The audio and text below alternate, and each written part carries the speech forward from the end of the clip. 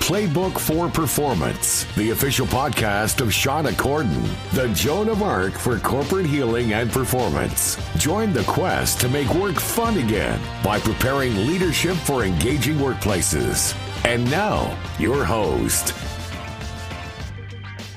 Hello, and welcome to another edition to the Playbook for Performance podcast. My name is Shauna Corden. I'm your host. My mission is to make work fun again by building better leaders. So this month we're talking about spring cleaning your work relationships, spring cleaning your life. Last week we talked about the idea of boundaries and how boundaries are a great way for you to have a fence between what you really want in your life and what you want to keep out of your life. And we talked about a script that you could use to inform people who are used to you behaving in a certain way that may be outside of your personal values and standards, and how you could use this insert the blank Mad Lib style script in order to inform these people about how you'll be behaving in the future when you encounter these things that are outside your boundaries. And I'd love to hear how that went for you. If you need more support, if we need to amplify this so it's more clear, please let us know. We're here to support you. So on to today's topic. Today we're talking about standards. It's the companion to boundaries. In the fact that boundaries are what people may say or do or behave around you, your standards are your own personal rules about how you would behave for yourself. So this is your own personal code of conduct. Sometimes I liken it to a manifesto.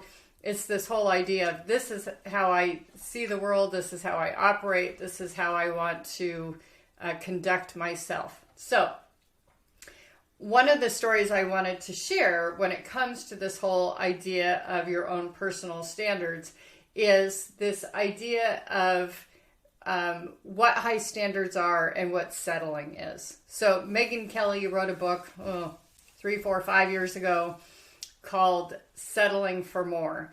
And it was based on this reflection that she had watching a Dr. Phil show. And as a coach, I love Dr. Phil because when he wants to be really provocative and he wants to tell someone, you're being an idiot, without saying that, he has this provocative response in, and how's that working for you? Which I love. But back to the Megyn Kelly story. She was watching an episode where he was kind of encouraging someone to raise their standards. And he said, the only thing that's different between you and those that you envy is that you have settled for less.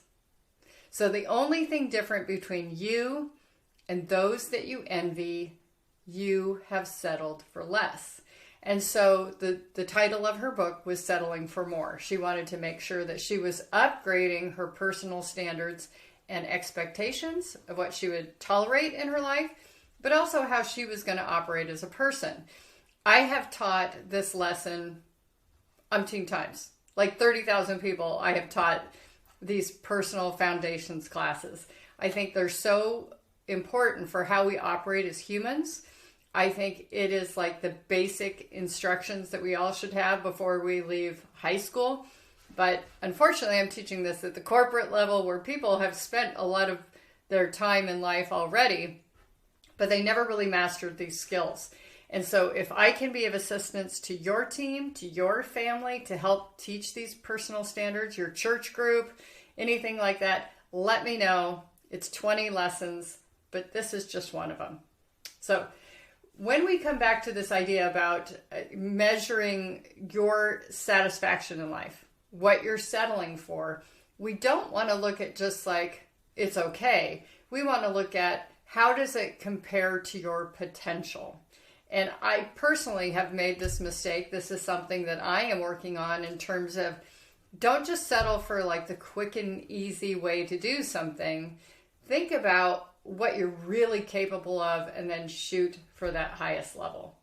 So I want more. I don't want to settle for less, which means the best way to do that is to create higher standards. But it's really important that with our standards, we don't set them aspirationally. because then it turns into a should. And in coaching, we talk about how should is not good. You don't want to should on yourself.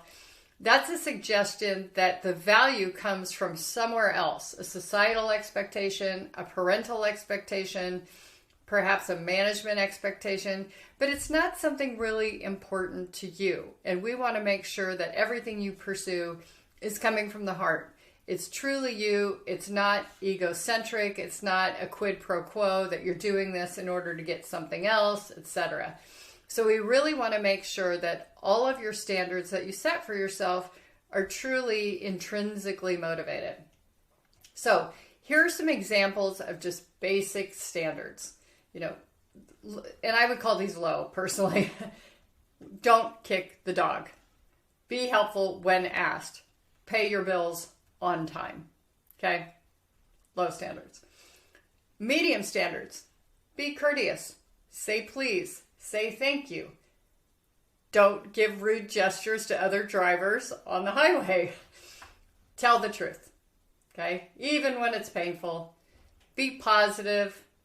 And let others be right. Okay? Those are some more medium to high standards. The highest standards are the ones that not only make your life better, but they also meet your needs.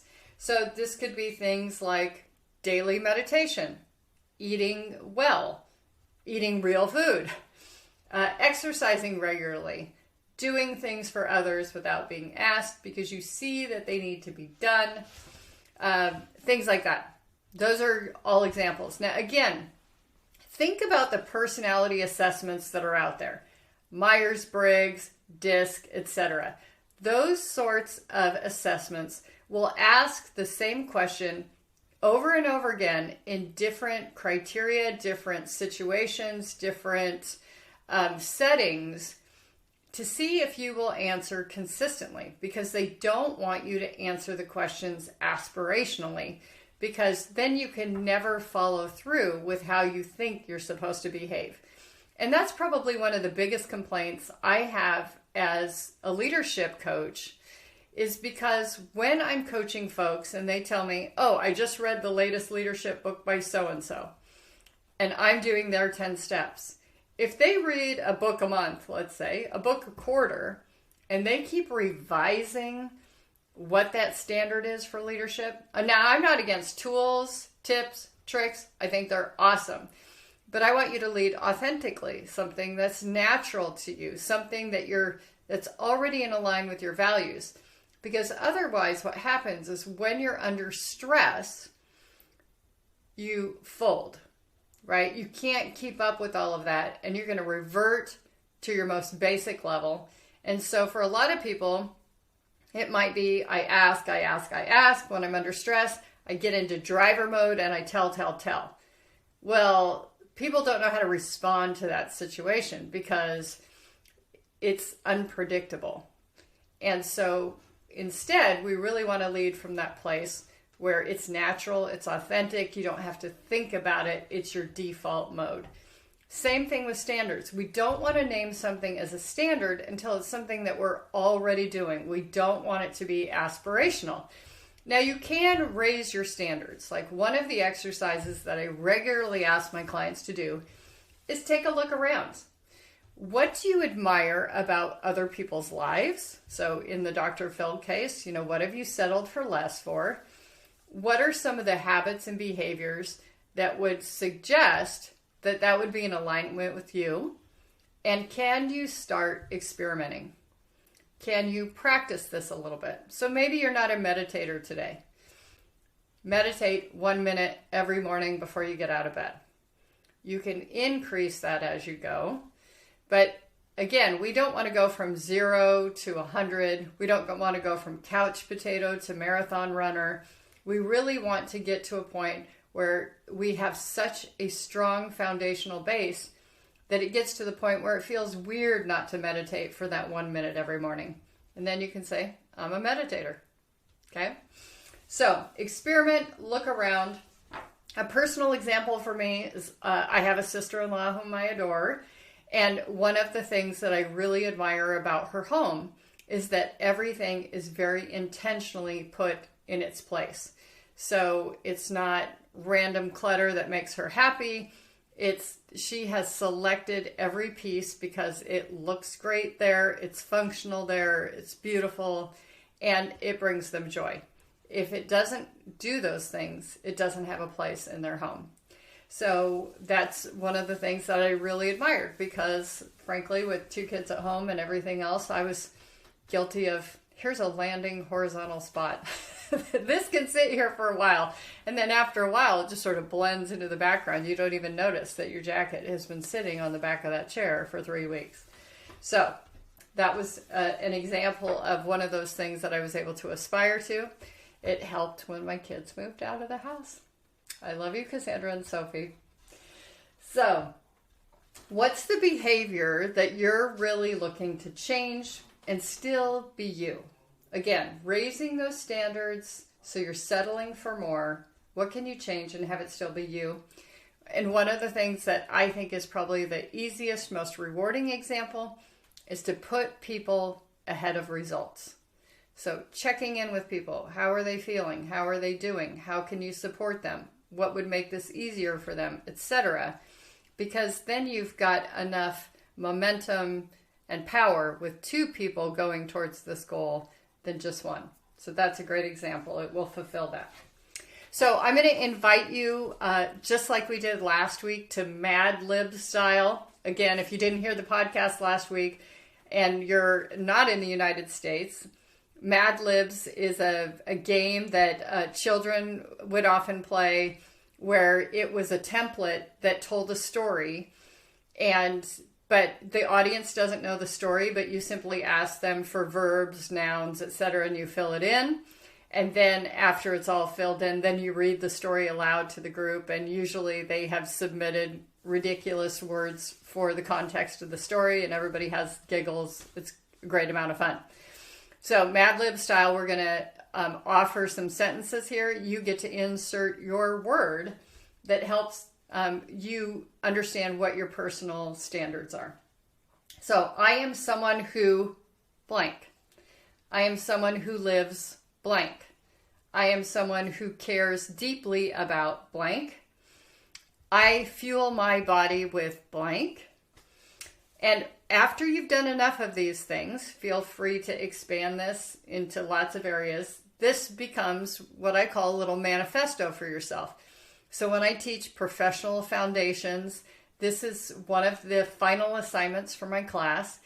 They talk about, in manifesto style, how they are going to run their practice, the clients that they support, the way that they welcome their clients, how they conduct their business, etc., etc., etc.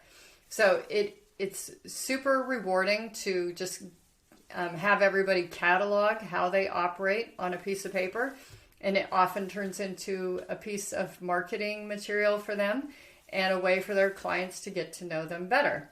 So I really want to encourage you, as part of your homework, to expand this to include how you operate in your day, how you manage your schedule, etc.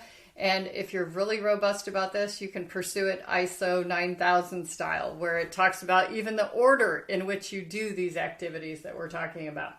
So a little bit more here about some examples that you might want to include. When I first started teaching personal foundations 20 years ago now, I think, one of the things that was not so common back then, but fairly new in the Northwest. Northwest, I think, is a big environmentally conscious area. We've got all our mountains and our oceans and our desert all around us here. I often carried a reusable water bottle instead of, buying single-use water bottles, and I carried with me reusable bags. Now I think you see them everywhere. In my local town, if you want a bag, the store will charge you 5 cents for a bag, and they don't provide plastic bags. So I think we've always been on the forefront in this area, but those were a couple of examples of some of my personal standards. One of my newest ones this year is I have 2 days of the week that I do not meet with clients or take any meetings. Those are days that I'm creating content, self-care, reading up on materials that help serve my clients, things like that. You can think about your own standards for these things and some of them start as aspirations, but you want to wait to name them until you're really practicing them. So your homework this week, because you all know this saying, if you don't do the homework, it's just entertainment. Coaching is coaching because of the action that we take. We're moving forward. So your homework this week, write down your personal standard statements suggesting who you are, how you operate, and in summary, what your standards are.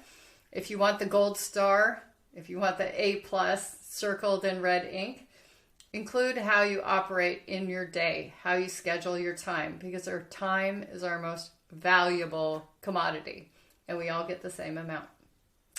So, again, if you'd like to do a workshop for your team, talking about boundaries, standards, I often combine this with needs because these are the 3 things that really fuel us internally.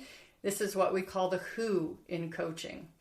So if you'd like to do a workshop for your team, we can schedule these in 45-minute webinars, and they work great.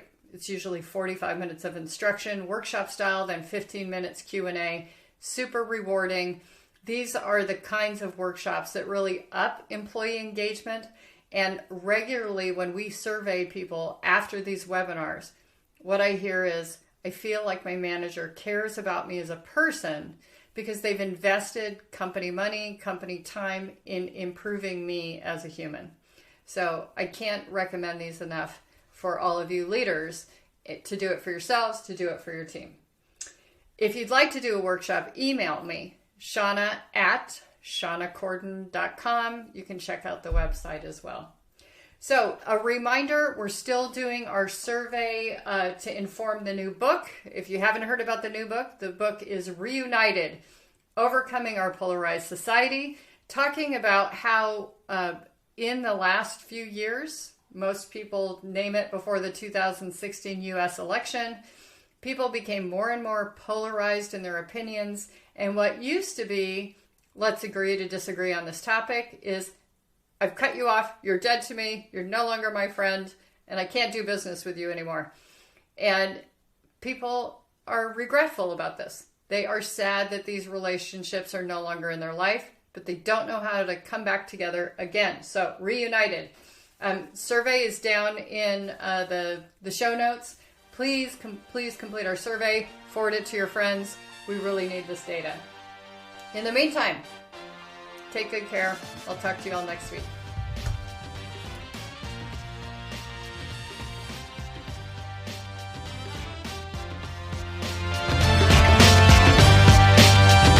Thank you for listening to Playbook for Performance. To learn more about Shauna Corden, her consulting programs and tools, please visit her website at ShaunaCorden.com and follow us on social media at Shauna Corden.